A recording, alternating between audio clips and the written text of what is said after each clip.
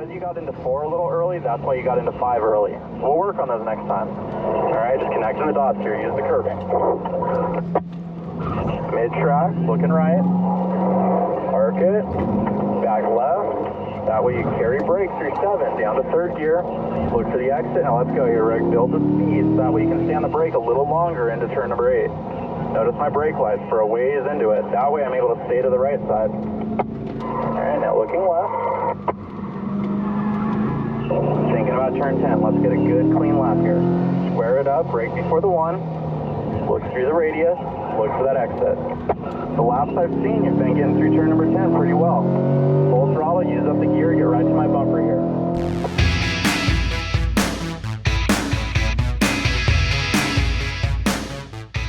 Well, good morning, everyone, and I'm sorry, I was in a hurry this morning, but we'll fix that real quick. There we go. Welcome to Coffee with Conti. So you're bouncing around on YouTube, and you found our Corvette channel.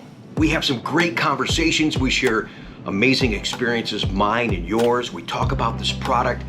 It really is amazing how much fun we have with this car, Corvette. On today's show, I want to go way back to kind of the beginning when I first thought about doing a YouTube channel. It was in 2007. I was leaving Ohio, going to Wisconsin to be the Corvette manager there. Worked for a wonderful company, Eric von Schledorn. Got up there, we had some fun, some great memories, great successes, and then General Motors had a bankruptcy. They took me out of that position, still the Corvette manager, but now I was the Chevrolet, Buick, Pontiac, Cadillac, new car manager, and my intentions for YouTube took a back seat. This is the camera that I had at the time. I was still learning about editing and how to take these CDs and make them digital so I could air them. There was a lot I didn't know about YouTube. I'm still learning. And the show was entitled, Tell Us About Your Corvette. I only could imagine where we would be had that show launched. I had a lady doing the editing and the filming, and it was a lot of fun. But we're here now, and that's what's important. So before I went to Wisconsin, I wanted to film an episode. So many great Corvette contacts and friends here in Ohio.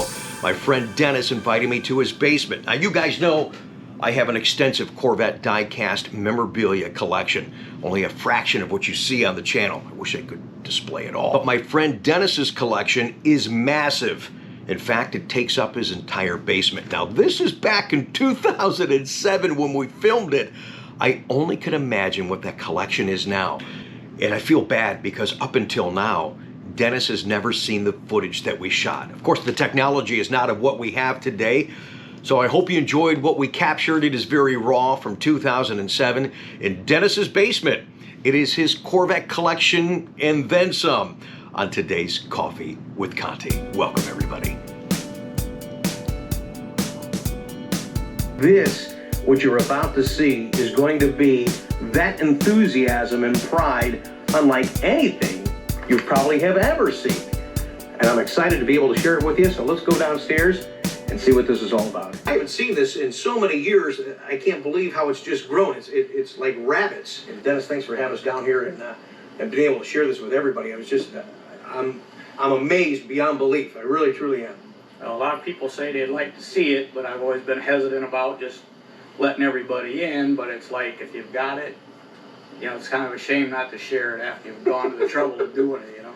Well, he knew that we were going to come over. I've been dying to get down here. And we're in his basement, by the way, and to share a lot of this with you. And it's so hard because there's just thousands and thousands of models, and each one really does have a story to tell. And Dennis, I'll tell you what, first thing I think, once people see all this, they're going to want to know immediately how long you've been collecting the diecasts. When I got my first Corvette in '84, Okay. I started collecting the Hot Wheels, Matchbox, some of those things, and around the corner over here was the first collection I had before we moved here. I thought I had everything I could find. I thought, you know, I've picked up every little thing I could get. I put it in a little showcase, and after that, like you said, like the rabbits, it just grew and it turned into this, and the latest edition just came yesterday. Okay, Dennis, we're back. How many cars are down here? I mean, I don't think that you probably have counted them, but as a good guess. At least 3,500, and probably a little more. Just I got tired of counting a couple years ago. I mean, and of course, there's more than just cars down here. I mean, here I'm standing right next to Corvette backpack, some slippers, all kinds of neat stuff. So this is, oh wait a minute, there's stuff on the roof, right on the ceiling and the rafters. Oh my goodness, this is incredible. Anything special in the case behind you here? I mean, each car I know is so significant, but I mean, I look at some of these, and I mean, here you got a little Santa Claus over there inside that one. That's from Amoco Gas. Got some from Sinclair Gas. Some banks from Hemmings. Okay.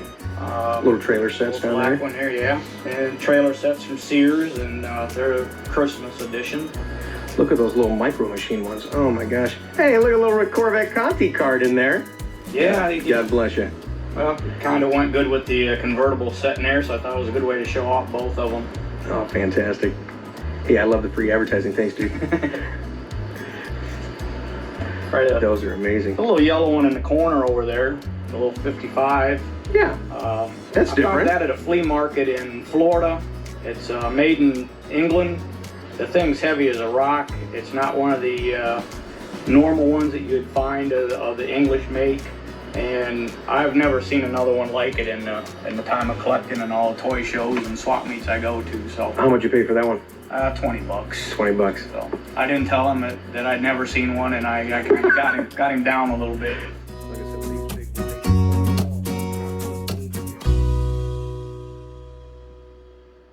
unbelievable. I see you have the gold series. We know that there's one missing yet, and because some of the sharks with these models, I know that the 67 gold one, I don't think you or I have that in our collection yet. Why is that? Because people that have them think they're gold, and that's what they're asking for. They are and gold, right now, I just haven't got the guy to give me the right deal yet. So you don't have everything yet? Okay. No. For everyone you see here, there's probably 2 out there that I don't have. So there's still something to buy Dennis for Christmas. Okay, over here now, I know with some of the 118s are significant not only in their rarity, but you've got some autograph cars as well. Yeah. Reeves Calloway signed this one for me at Corvettes at Carlisle. It's down at the Corvette Museum at their 10th anniversary. Mm-hmm. I had Dick Gulstrand sign his car, and oh yeah, a friend of mine was there, and he got the picture of the car being signed, so I have a little documentation to go along with it. You have to have the documentation. There's somebody else signed over there somewhere. There's someone signed on the hood of that Z06 there. I think that was Dave Hill signed that one. Oh, fantastic. Dave Hill signed several cars for me. Him, Dave McClellan, Jerry Burton, Reeves Calloway. I've been pretty lucky. Most of those guys are really, really friendly, and they go out of their way to try to do something for you like that. That's good to hear. And the other one here is the... yeah, that's kind of a rare car. There's 1,000 of those made. That was for the Hot Wheels convention. You had to be go to the Hot Wheels event to get it, but people were coming outside and selling them right away, and a few days later I wound up with one of them. Oh, that's nice. That's nice to have. A little Corvette plane up there. How about that? Stuff for some auto parts, advanced auto parts, and Pet Boys cars. All those themed things. Some baseball vets, Yankees. And there's several of those out there yet, but you got to kind of limit yourself with the space and the resources. Yeah, that's what happens. You get some of these cars, you love them, and then they make 10 in a series or something, and it just isn't impossible. Now, here's a really nice one. I think we even featured this on one of our Corvette pictures of the day. Back there, it's got autographs all over the place. The Chip Miller 57. Ah. I just took this last year to Corvettes at Carlisle, and I had it autographed. So everybody on the hood are it's Chip Miller, or Chip Miller's wife, and Lance Miller and Bill Miller, along with Dana Merkham, who owns the car currently. Oh, okay. And on the back I had Tom Wallace and Will Cooksey and some of the other dignitaries from Corvette that was there. I had them sign the back, but I reserved the front for the Miller clan. So you got C6 down over here in silver. We got some more autographs over there. There's some more of the Corvette notables, it looks like. I see Cooksey's on there, David Hill, David McClellan. Can't make out some of the other signatures. Wendell Strode, Jerry Burton. Oh, fantastic. And Reeves Calloway. Yeah, all those guys were They're very friendly. I just can't believe how they go out of their way to help you with something. Nice book. Yeah, speaking of Jerry Burton, who signed the car, Jerry Burton wrote the book on Zora through his personal experiences with Zora. I really didn't realize he had so much personal contact with him, but he was a pretty good friend of Zora. And through my cousin, who worked at Campbell Ewald with him, I met him at Corvettes at Carlisle, and he gave her the book and he autographed it for me, and it's been a good read. Oh, fantastic. And kind of while you're in the front here, there's a little story on this one. That little tiny one? This little tiny one here. Oh, sorry, I didn't mean to skip that one. Well, it's my son-in-law had to go to Iraq a couple years ago, and as he was leaving the night we sent him out from Brook Park in Cleveland, I slipped that in his pocket and told him I was out of my collection. He had to bring it back. So when he came back, the first thing he did when he got with his parents, then he come over to me and he reached in his pocket and pulled that car out and handed it to me. So I thought I brought him a little bit of good luck, and so brought I him back. I got to get a little place now to get that put, and I want to get it the dates put on it. Oh, that's great. Look at all the stuff down here. Unbelievable collection, Dan. Most of the Grand Sports, the silver, the blue, and the white one are all prototypes. They don't have any of the liveries on them. Not that I didn't care for the numbers and stuff, but I like the uniqueness of the limited numbers of those when they first came out, and consequently the value of those have gone up compared to the ones with the numbers and all the writing on them. We got the remote control cars, we've got the clocks, Telephones, slippers, backpacks, pictures. Unbelievable. and one of the ride-on cars that used to be from the Chevy dealers up there. I think Republic Steel is the one that made that. They were about $7 or $8 at the Chevy dealers back in like 65, 66. Now in the box they're worth about $600-700. Wow, no kidding. That was the one thing that you and I compared our collections. Mine's minuscule to what you have. But you always come down to see some of my cars because I open everything. Yeah. They look so much neater out of the box, and you can see on the sides, but they're just so much harder to keep clean, and you do have some pieces that I would like to get my hands on, but keep too good eye on me when I'm in the office. I'll turn my back, I'll let you go crazy. You got a lot of stuff in here. I mean, we're talking 3,500 plus pieces. Any one specific car that's probably more special than anything? You know, I can't say there's a lot, like one special one, but my very first Corvette that I had when I was about 7 years old is still here. Oh, okay. You've got the first one from when you were 7. Yep. All right. That's cool. Just an old Tootsie, and I had to customize it by painting on the hood and putting a little decal on the back. Kind of messed it up, but it's been with me all the time, so I can honestly say that was the first Corvette in my collection, and it did get played with in the sand when I was younger. So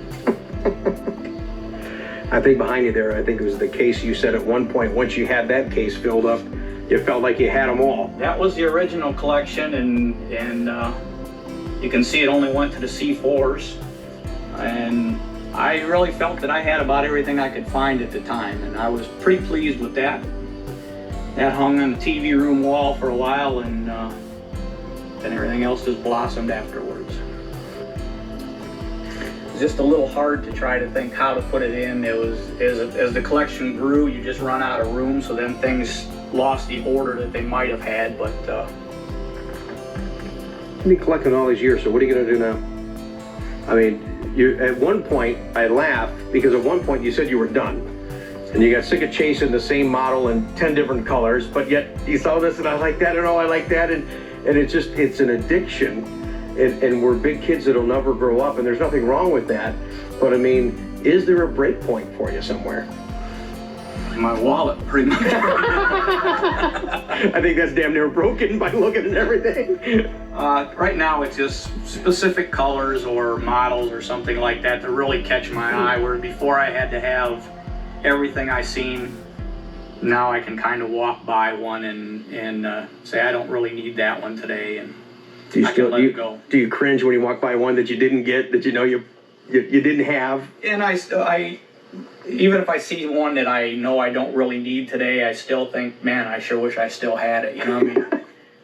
It's in your blood. It's kind of, you know, the fiberglass itch of the real car kind of, it got into you with the toys, and just hasn't really gone away.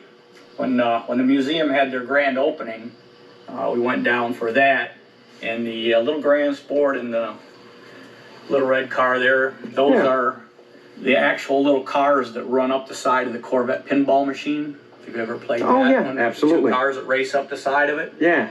Those are two of the cars, and the knockouts are down here by the yellow 69. Those were the speaker knockouts, and I won those at the museum playing the pinball game. That was fun playing. That's a swell game. Someday I'll have that. And while we're in this case... In this case here? Yeah.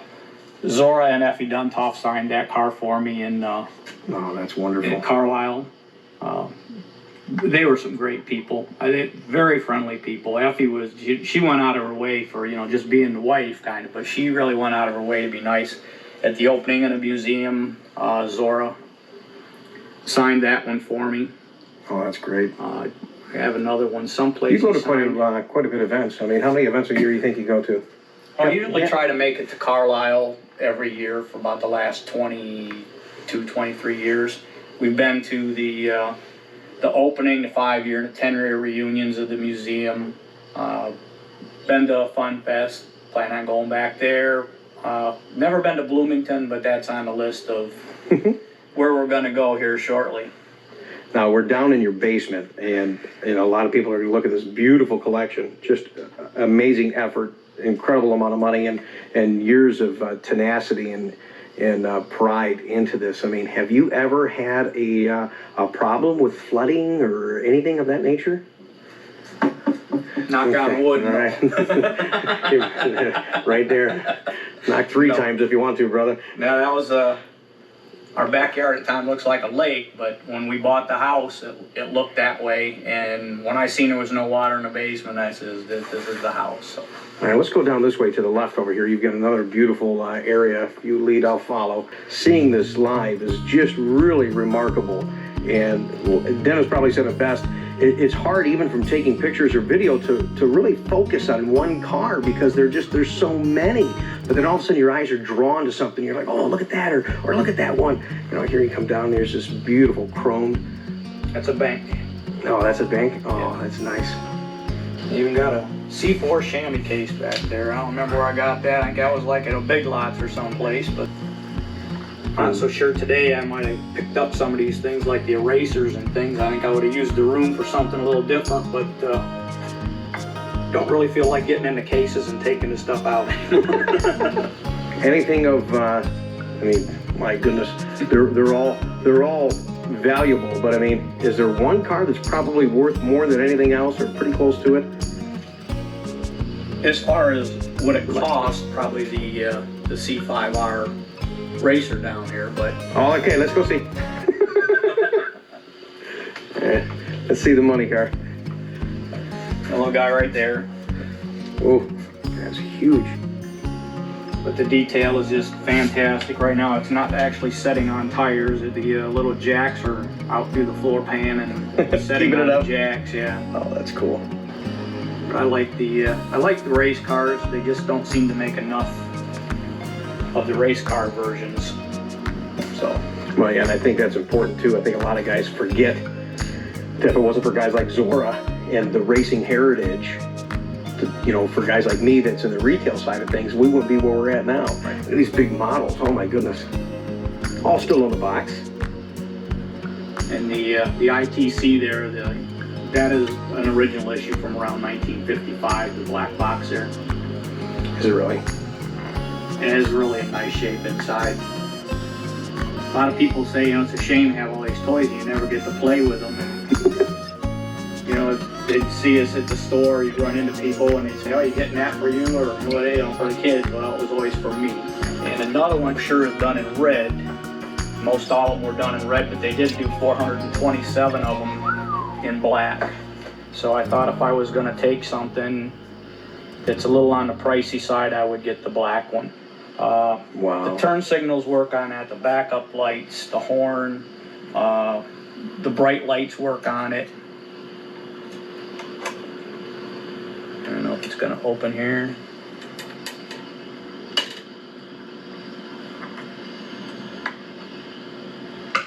Emergency brake works, and the windows roll up and down with the... Windows roll up and down. Yeah, if I can get my finger on it there. Oh, man. And it has a soft top in the back. It doesn't actually unfold, but it is a soft top back there, so. It was a Hot Wheels display out of a store. You can still see a little bit of the Hot Wheels, but it's sort of got covered up with other memorabilia to keep it. We'll swing around here real quick.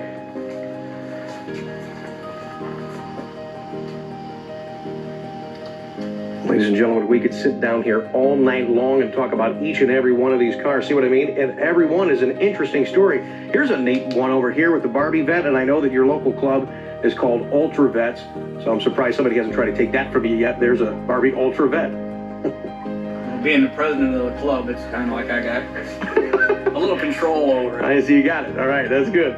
That's good. As I was getting ready to wrap up this video, I noticed that here he has one little section that is that invaluable treasure hunt Corvette collection.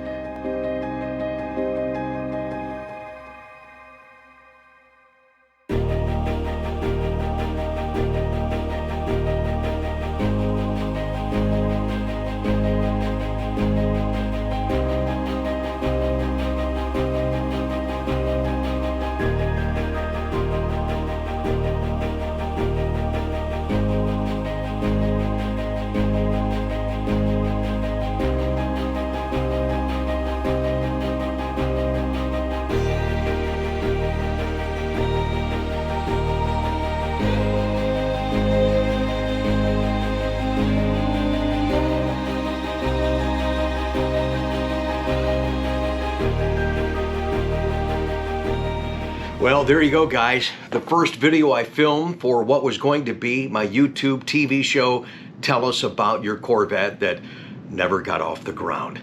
But our channel now, thank you for joining us. I have great goals and intentions to take it further than I think many of you realize.